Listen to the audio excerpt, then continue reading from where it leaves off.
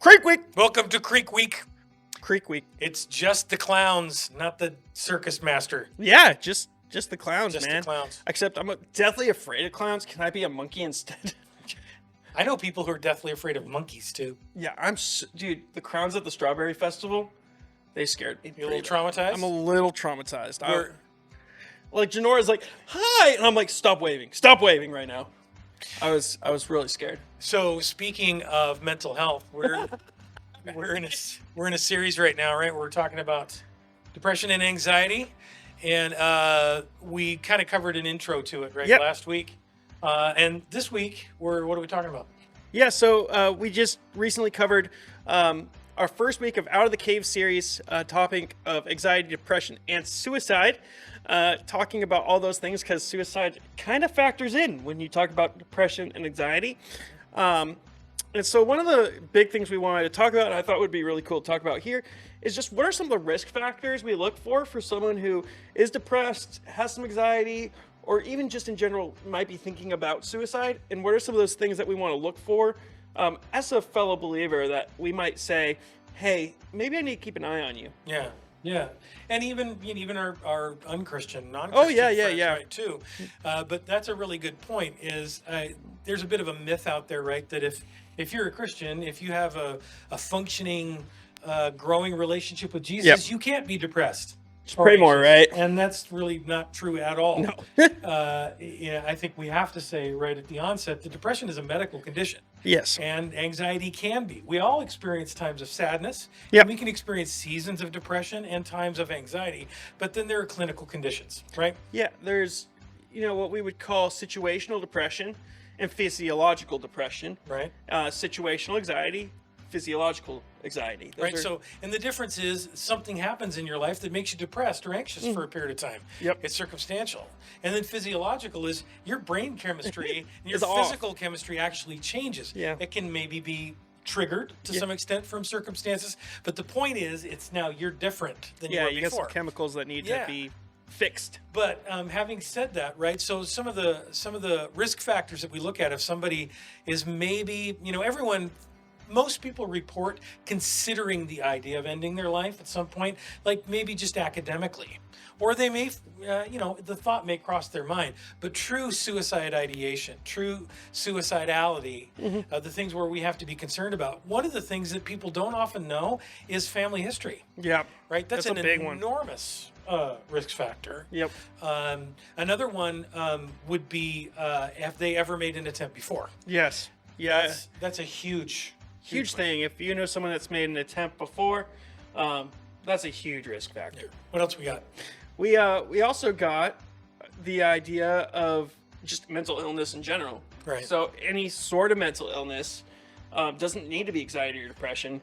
Could have it is a risk factor. For Right. suicide. So in other words, if you've got a friend or a loved one who's been diagnosed with bipolar disorder, Yep. or schizophrenia, something like this, which is a pretty big deal. Those are big deals. Yeah. Those are big deals. The instance of attempted suicide or completing a suicide, dying by suicide, goes up quite a bit when people Goes are up. suffering from other mental health conditions.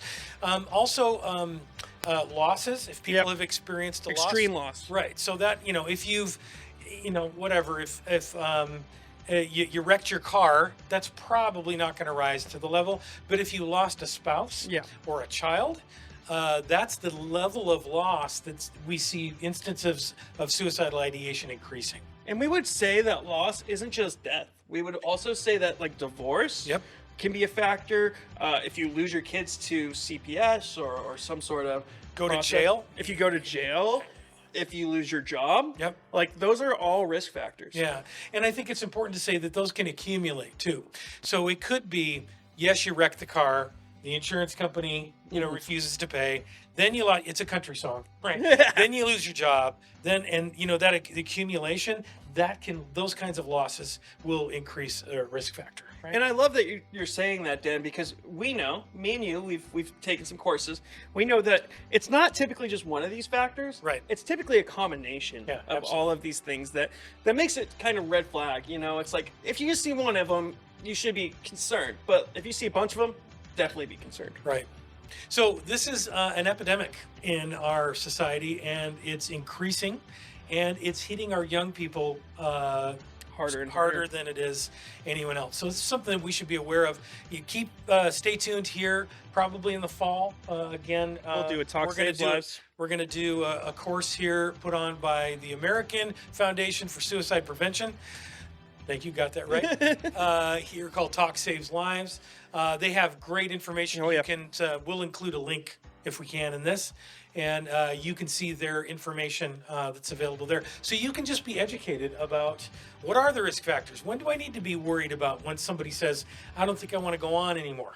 And when maybe our response is going to be different. Yeah, so we encourage you, join us in the series Out of the Cave. We're going to be talking about all of this stuff, but we're going to be talking about it through the lens of a man named Elijah, who seemed to go through some hard stuff. And it's going to be really good. We're going to talk about some of these risk factors. We're going to talk about some ways to help with some of this depression and anxiety stuff. What has God done to help us? What can we do to help ourselves? And so, and what can we do to help those around us? Because ultimately, Christianity is all about loving God and loving people. And so, if we're going to do that well, we need to understand some of this stuff, huh, Dan? Absolutely, Alex. He was right for once. One time. Just give me... For the record! Mike, note it down on the Mike, calendar. note it. What's the date and time? Yeah, what's the... We got Wednesday the 28th. Somebody call Bree and tell her. Tell my wife I did something good. No, I'm just kidding. No, seriously, we just really want to encourage you to come check this out. If you got a friend that's dealing with this stuff, it's just going to be really, really beneficial. And we believe that. And also knowing that this is a hard topic, it's not like you're going to be alone in this, right? We're going to have people around ready to talk to you if you need to deal with this stuff. But we believe the church has a place in talking about mental health. And we believe that this is a place that should be safe to talk about those things. And so this is our Creek Week sign-off. Bye. Just bye. There's no announcements, no nothing. No. Just hats off. Let it go. I'm just going to... Just breathe, dude. There you go. It's in and out. I don't know what to do without Rick. Great.